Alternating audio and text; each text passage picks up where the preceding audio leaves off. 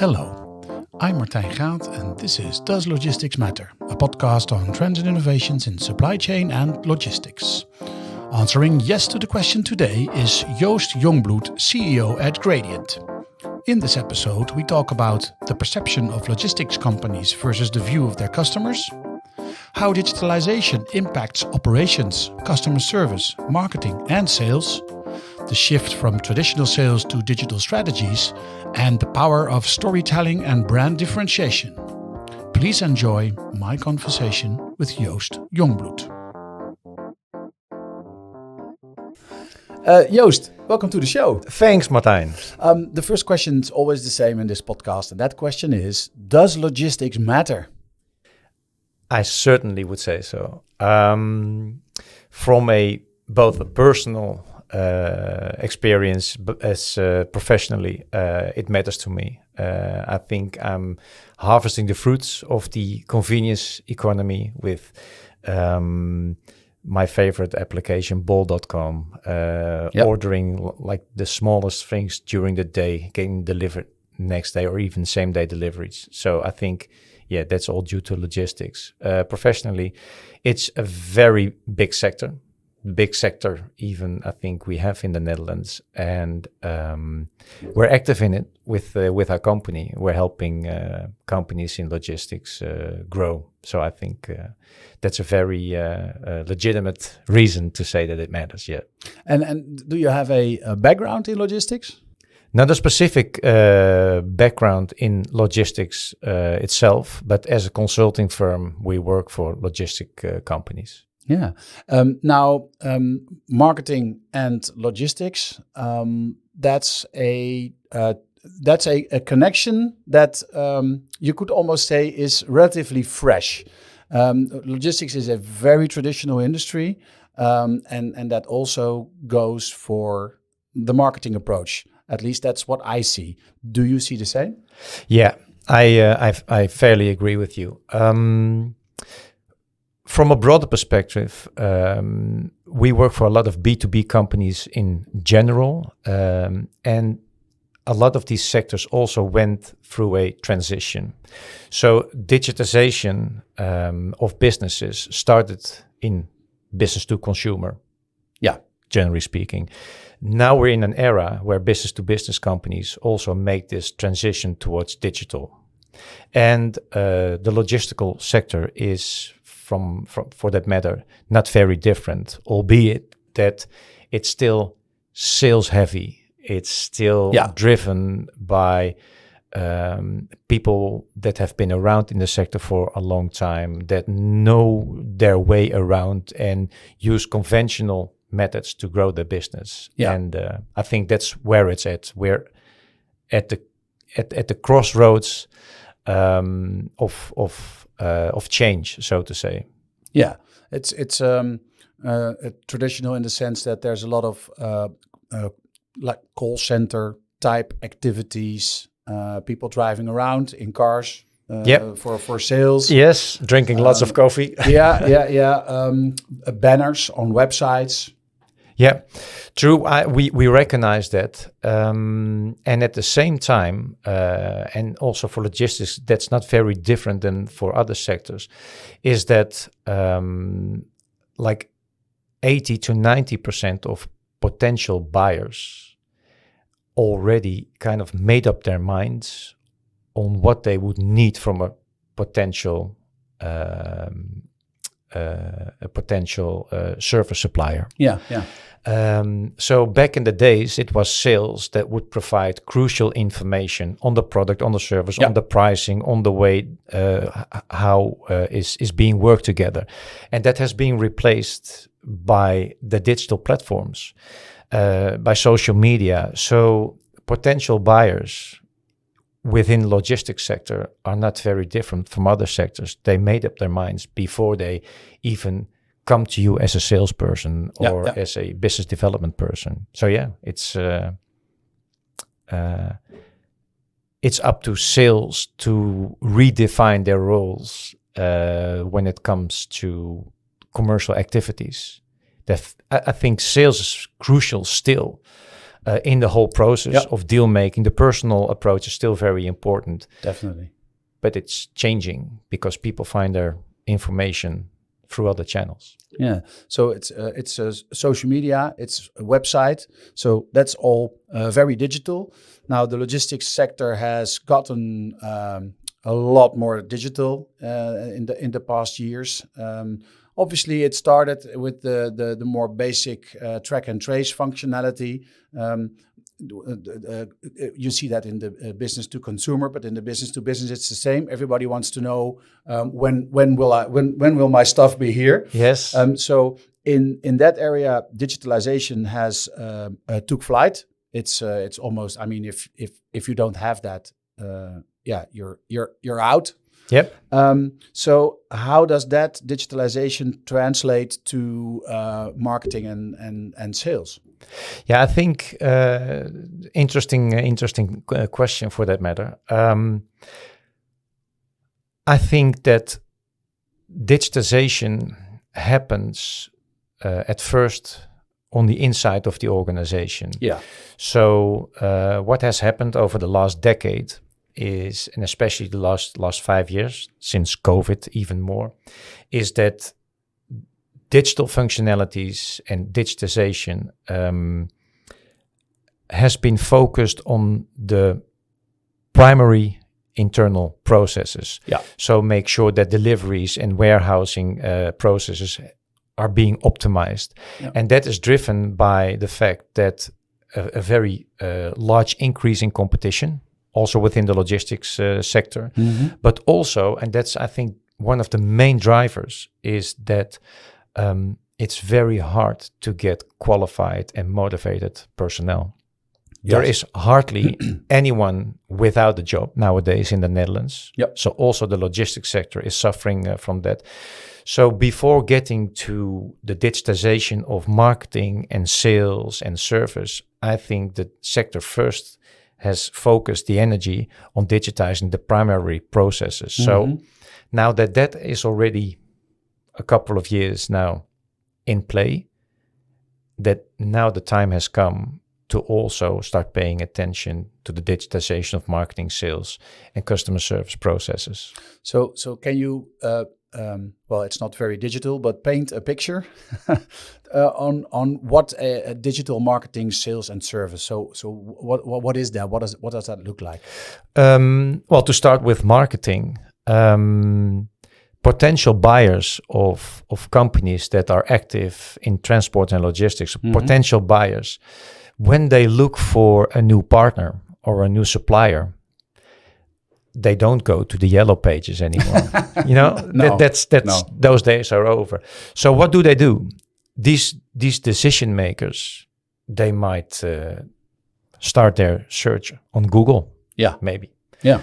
Or increasingly so, they are already following important influencers, thought leaders on LinkedIn. Yeah. They might reach out to those people. Hey, I'm looking for this and this kind of supplier. Do you happen to know anyone? But also what we call the dark funnel. Yeah. Little sidestep, me myself, as a leader of a company, sometimes I need to make important purchases for the company as well. Yeah. I don't even go online. I go to some WhatsApp groups that I'm part of, and I just drop a note. Hey guys, I'm looking for a new platform or a piece of technology for XYZ. Any recommendations? Yeah. So if other agency leaders have good experience, they will recommend it to me. So that's the marketing part. You need to, as a potential seller, you need to be visible in all those little niches where you know that your potential buyer is. Yeah. That's a massive change back to the old days. When it comes to sales, even more so. When marketing has established interesting engagement with potential buyers, it's crucial to sit down with sales and validate whether these are like your top buyers, or are those maybe buyers we should ignore because they don't fit the ideal profile. So before getting sales to the table, you need to be aligned on whether it's a potential fit. Yeah. This prospect, and that's also what our research shows. When sales comes in, well prepared with good questions, a good proposition, good timing. So when marketing tells, hey, this target has been 5 times on our website now, maybe it's time to reach out. Then the likelihood that you can get at the table is a lot bigger than we just start cold calling. Yeah. Also within the service domain, our research showed that there is a lot to win when it comes to the engagement of existing clients. Yeah. So we're always, as marketeers, we're always hunting for new customers. Yeah. But keeping the back door closed, so to say, in proper Dutch. It's crucial to have a flawless way of communicating with your existing customers. And there's a world to win over there just to make sure that they stay happy and loyal. They say it's cheaper to retain a customer than to find a new one. Exactly. Yeah. What is it, 8 or 10 times more profitable to keep your customers in instead of acquiring new ones? Yeah. And then I mean there's retaining a customer, but I guess there's also the cross sell and the upsell. Definitely. And that's where marketing can play a big role as well, because these current customers, you can market to those customers as well. Absolutely. I think what we saw in our research is that in order to proper cross and upsell, you need to have a deep understanding of the needs of your customer. So just good old conversations with the decision-making unit of your customer every now and then is of course crucial. It's a vital point. But there is also a lot of data, sales data, marketing data, but also customer data that is still quite siloed within the organization. So this is kind of the hard part, because it's not only mapping these data, it's doing that in a structured way. But there are, of course, lots of good tools that are even quite affordable that would help logistical players. Ik ga hier even een ander antwoord op geven. There are quite well affordable and strong tooling that will help companies to map this data, unlock this data, and just see what kind of value you could provide to your existing customers instead of just keep on chasing new ones. Now you're saying siloed. Is that because only because these different departments use different tools, or is it also that some information is being guarded? But I'm not going to give this information away because otherwise somebody else might go and score points with it. Yeah, definitely. So when it comes to the physical data storage, so data derived from the primarily logistical activities is different and stored in different systems than marketing data is. So I think that's one thing that needs to be solved. But before getting there, it's crucial that people responsible for those data, that they have mutual interests, mutual goals, maybe even mutual bonuses. To align and to unlock these data. And being made responsible together to make more out of that data. So that's why, and we might get to that digitization, digital transformation, also within marketing, sales, and service is not only a matter of technology. It's not only a matter of processes. It's also a matter of leadership. It's also a matter of vision and making sure that as a company, you know where you want to be headed before you start buying all kinds of tools. And so you are referencing a benchmark study that you did. Yep. Maybe it's a good moment in this episode to go to some of the findings of that benchmark. Sure. I would say on high over is that a lot of customers. So we did this study amongst 50 third, and fourth party suppliers and their customers. Yeah. And we kind of asked them questions that belong to two sides of the medal. Yes. And the main thing that we were able to conclude is that customers are fairly happy. Okay, that's a good thing. That's a good thing. I think that is important to start with a positive note. Overall, the logistical partners were rewarded with good rates, with more than 60% of the clients saying, "Hey, my party scores a good or very good."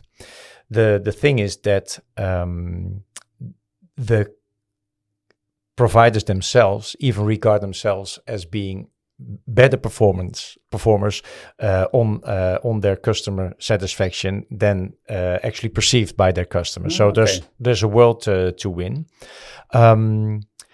What we primarily saw is that on customer service there is just a higher need for quicker responses. Yeah. Better technical tools or platforms to engage with the supplier. So talking about WhatsApp solutions, email, social media, so to make sure that there is more often and quicker engagement with the supplier. Of course, a finding was that quicker delivery times and lower prices. Well, that's not no surprise. Yeah, cheaper the better. The cheaper the better. So, but what we also found is that the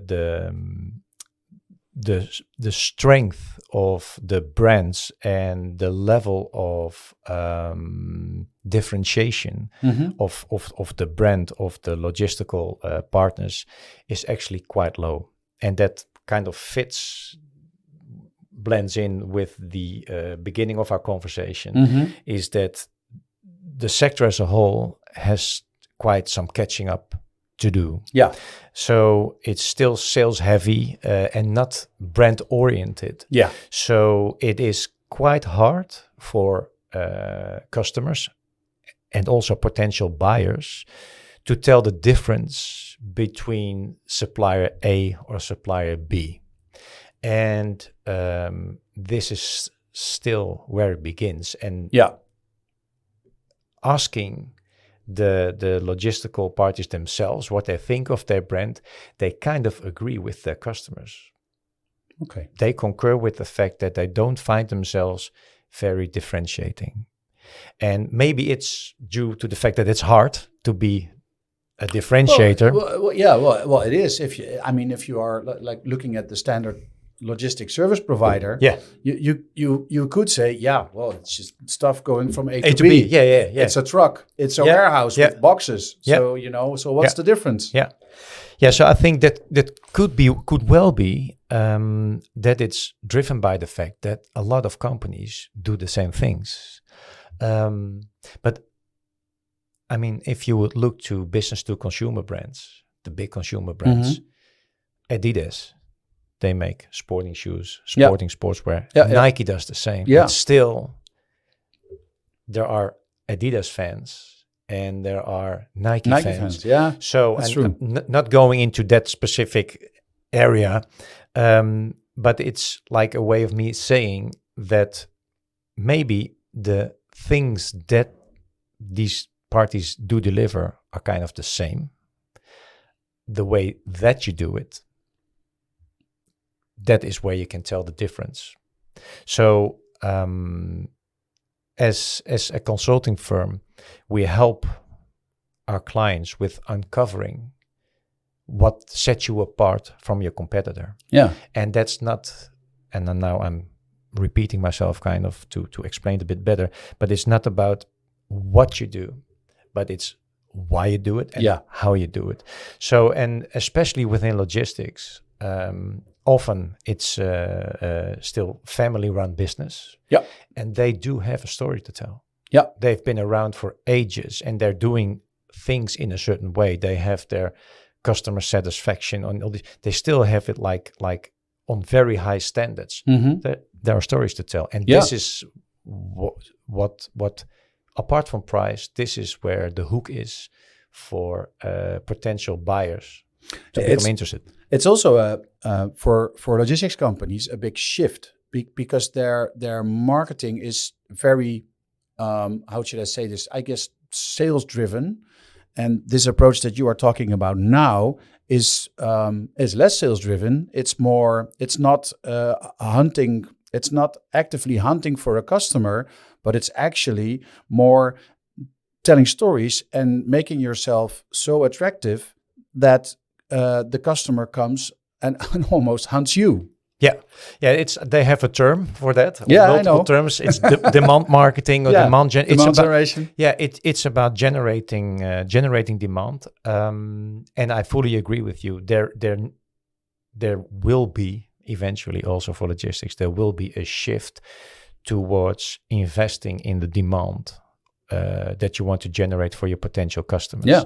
And this is all due to the fact that the whole buyer journey, where potential customers seek for the best potential suppliers, best potential partner, has fundamentally shifted. So instead of being receptive to a cold call from this guy from a logistics player, they go online. They look for people with the best knowledge to their problem, and then to the best solution for their problem. So you need to be, as a potential supplier, you need to be patient. You need to sow the seeds that you can harvest later on. That doesn't mean that you shouldn't be hunting at all. There is this division when it comes to potential buyers that are ready to buy. Over 95% is not interested nor in your product, nor in your certain solution or in your brand or in you. There's only a very small decimal interested and ready to buy. Yeah, you can just easily hunt those through advertising and the more, let's say, acquisition-driven tactics. But along that, you need to be sure that you reach potential buyers that are aware of the fact that they have a problem to solve. And then it's not you that is already in the picture, but your proposition and your service could be of help to them. And even there's a group of buyers before that, they are not aware that they have a problem, but they're interested in the matter as such. So demand generation combined with more aggressive lead generation tactics, it's a good mix. But I think the sector as a whole will become aware that this is the way forward. It's just a matter of patience. And the shift has already started. I mean, there are several logistics companies that have a much more content-driven approach, and are doing much more with branding. I think, I think maybe Maersk is one of the greatest examples of that. They were, I think, one of the first that had an Instagram account where they just shared pictures that many of their employees took on these ships. There were these amazing and beautiful pictures of these huge ocean vessels. So, which is just one small aspect in how you can touch one potential customer. But I think it's a very good example. Why I think it's a good example is that potential business-to-business buyers are just humans too. Yes. And I can very easily imagine that a potential large customer, a CEO from a buyer of Maersk's services is touched by pictures like that and is interested in stories of the actual employees of Maersk. Yeah. And maybe that particular CEO is not actively seeking for a new partner, but when the time comes that he needs a solution for a problem at that time, that Maersk is there on top of his mind with a positive association. I think the biggest shift that the logistics and transport sector in the Netherlands needs to make is the mind shift that acquisition will take time, and even more time than it did, and that it will need to become a structural part of your investment scheme. That is, and the one of the funny things, we didn't put that in our report, by the way. Yeah. But what gave me the reassurance to do this investigation is that I went to LinkedIn and I looked up the top 50 transport and logistics companies. Yeah. And then I went to the LinkedIn page of these companies, and then I did this research on the balance, the amount of salespeople employed versus the amount of marketing people employed, and that was just for me the go to dive deeper in this sector, because it's crazy. I think for every 10 salespeople, there is 1.7 marketeer. Yeah. So this shift, we're only at the beginning. That's my take. You mentioned going to LinkedIn. That's what I believe one of the most important marketing and sales tools for the marketing and sales professional now.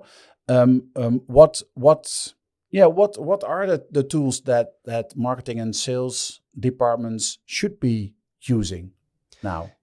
Yeah, I wish that I could blow you away with a complete other platform or some other tool, but I have to agree here. LinkedIn is at this moment for B2B, but also for transport and logistics. It is the best platform. Why? As a LinkedIn user, you can get the best and the latest information of the people that you are interested in and the platforms that you are interested in. Yeah. You can get them at your fingertips. So on your demand, you can have yourself informed about the most relevant topics. Yeah. So as a logistics player, I would say LinkedIn is not only hygiene, but it's also where to build your brand and to harvest. Next to that, there are very in-depth topic-related platforms and media, such as yourself, that you're running, and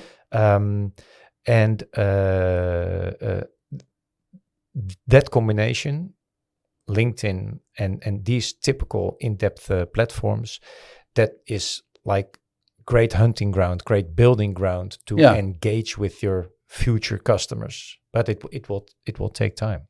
Yeah, and you know, there's a platform, but you need to fill it, right? With good stuff. Yeah. So you need good content. Definitely, and there are some great tricks that you can apply. So we're here creating this podcast. Yes. So this is like for the fanatics. Go in depth when you're in a traffic jam or when you're driving your way home or whatever. Yeah. This is like the in-depth stuff, but also it's quite easy to cut up such a podcast and use it as a broadcast channel through LinkedIn, where you can just land your snippets and do your tagging and do your posting. Yeah. So I think a mix of content marketing, performance marketing, so that's called more the advertising side of LinkedIn. It's very, very easy to target your potential customers with your content.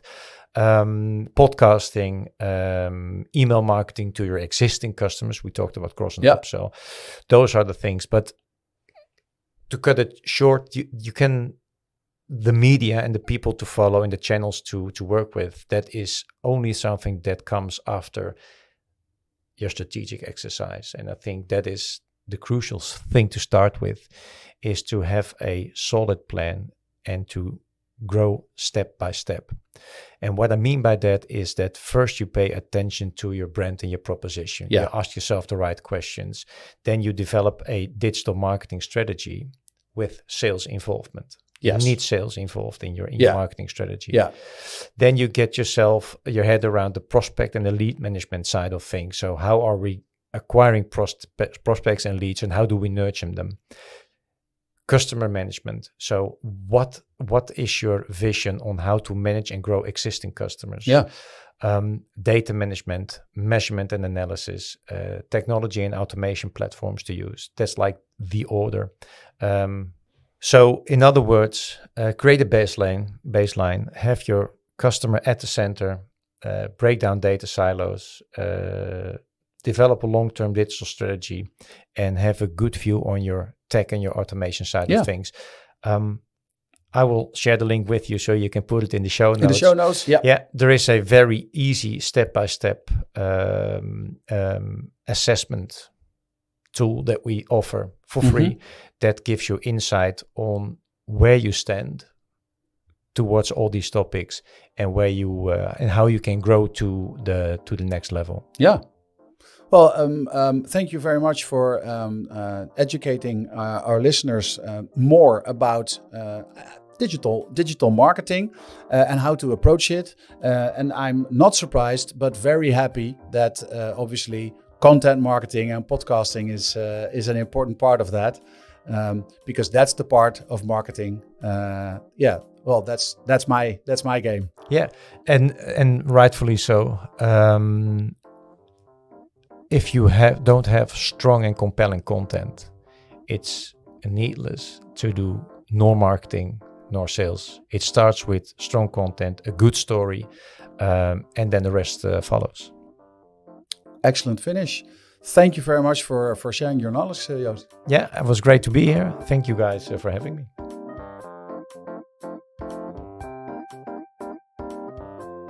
Thank you for listening to Does Logistics Matter? For more on trends and innovation in supply chain and logistics, visit our blog at logisticsmatter.com. If you want to be a guest on this podcast, please send an email to podcast@logisticsmatter.com. This podcast was produced by Dimitry VleugelThe. The music is based on a sample by Ragaman and produced by Michael Spengler. This episode was powered by Gradient. Gradient is a full-service B2B agency that helps renowned logistics companies achieve profitable growth by digitalising their marketing, sales and service activities. On September 12th, they will share their expertise at a live event at the Weistaar, featuring sessions from leading logistics thought leaders. For more information on Gradient and the event, visit begradient.com. That's begradient.com.